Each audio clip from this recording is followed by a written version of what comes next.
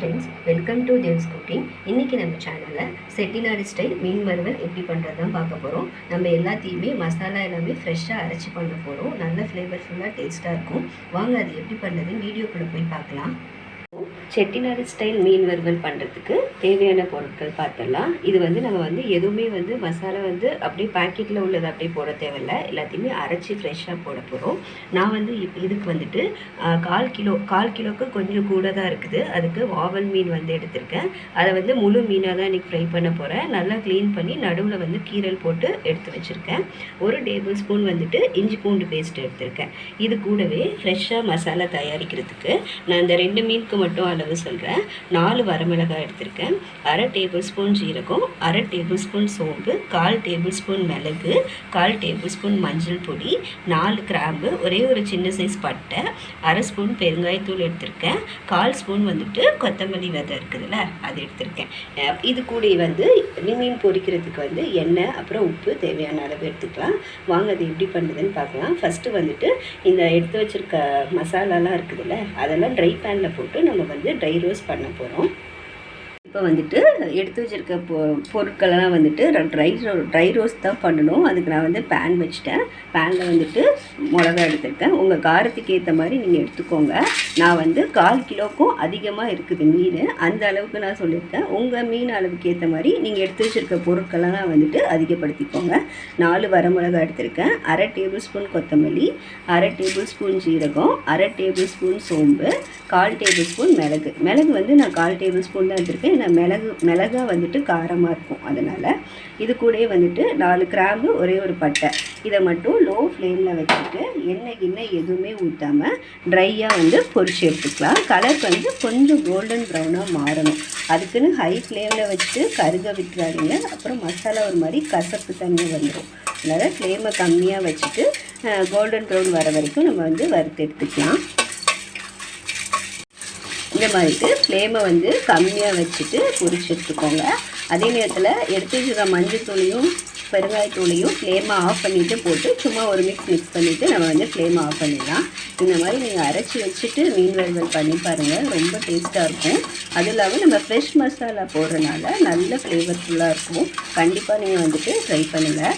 இப்போ ஓரளவு கலர் மாறினதுக்கப்புறம் ஃப்ளேமை ஆஃப் பண்ணிவிட்டு 1/4 டேபிள் ஸ்பூன் மஞ்சள் தூள், 1/2 டேபிள் ஸ்பூன் பெருங்காயத்தூள் எடுத்துருக்கேன்ல, அதை போட்டு இந்த மாதிரி ஒரே ஒரு மிக்ஸ் மட்டும் கொடுத்துட்டு இதை ஒரு சின்ன மிக்ஸி ஜாருக்கு மாற்றி தண்ணி எதுவும் ஊற்றாமல் பொடி பண்ணி எடுத்துகிட்டு வந்துடலாம்.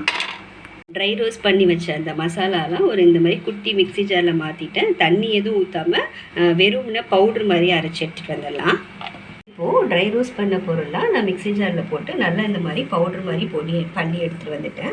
இதுதான் செட்டிநாடு மீன் வறுவலுக்கு செய்யக்கூடிய பொருள். இந்த மாதிரி நீங்கள் நிறையா கூட செஞ்சு ஒரு கண்டெய்னரில் போட்டு வச்சுக்கிட்டா நீங்கள் எப்போல்லாம் ஃப்ரை பண்ணுறீங்களோ அப்போ ஈஸியாக போட்டு ஒவ்வொரு வாட்டியும் நம்ம பண்ண தேவையில்லை. அப்போ நம்ம எடுத்து யூஸ் பண்ணிக்கலாம். இப்போ இந்த பவுட்ரு போட்டு நம்ம மீனை பரட்டி எடுத்து வச்சிடலாம். இது கூட எந்த பொருளும் அதாவது மிளகாத்தூள், தனியாத்தூள் எதுவுமே போட வேணாம். இந்த பொருளை மட்டுமே பயன்படுத்தி நம்ம மீனுக்கு மசாலா தடவி வச்சிடலாம். மீன் மசாலா பண்ணுறதுக்கு நான் அகலமான பிளேட் மாதிரி ஒன்று எடுத்திருக்கேன். அதில் மீன் வறுவலுக்கு தேவையான அளவுக்கு உப்பு எடுத்துக்கலாம். இது கூடயே எடுத்து வச்சுருக்க இஞ்சி பூண்டு பேஸ்ட்டு எப்போவுமே மீன் வறுவல் பண்ணுறப்ப கொஞ்சம் அதிகமாக போடுங்க, நல்லா தான் இருக்கும் டேஸ்ட்டாக. இது கூட பொடி பண்ணி வச்சுருக்கோம்ல மசாலா, அதை எல்லாத்தையும் நம்ம போட்டுடலாம். போட்டுட்டு தண்ணி எதுவும் வேணாம்.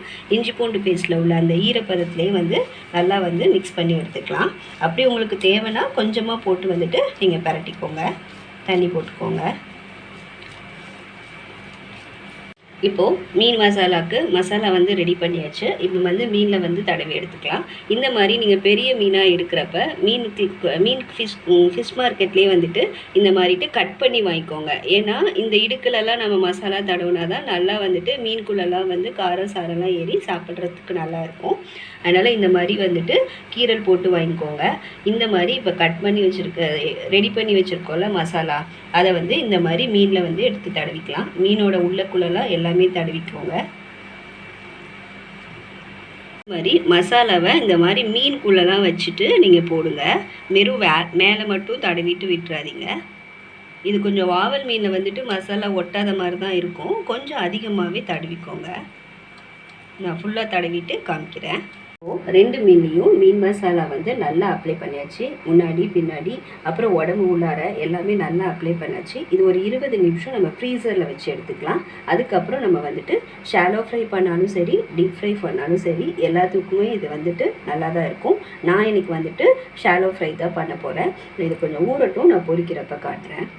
இப்போது மீன் பெரட்டி 20 நிமிஷம் நல்லா ஊற வச்சாச்சு. நான் ஃப்ரீசரில் வச்சு எடுத்தேன். உங்களுக்கு டைம் இருந்ததுன்னா ஓவர் நைட் கூட இந்த மாதிரி நீங்கள் ஊற வச்சு ஃப்ரீசரில் வைக்காமல் ஃப்ரிட்ஜில் வச்சுக்கோங்க. நல்ல காரம் புளிப்பெல்லாம் இறங்கி சூப்பராக இருக்கும்.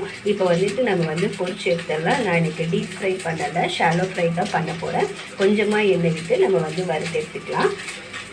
மீன் பொரிச்சு எடுக்கிறதுக்கு இந்த மாதிரி அகலமான பேன் எடுத்துருக்கேன்.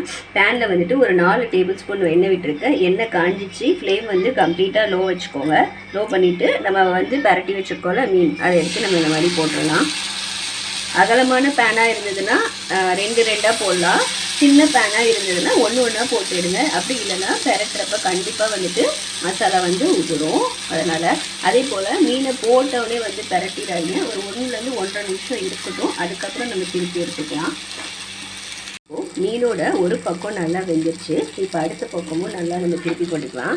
நல்லா இந்த மாதிரி ஷார்ப்பான கரண்டியாக வச்சு திருப்புங்க. அப்போ தான் வந்து மசாலா வந்து உதிராமல் அது கூடயே சேர்ந்து வரும்.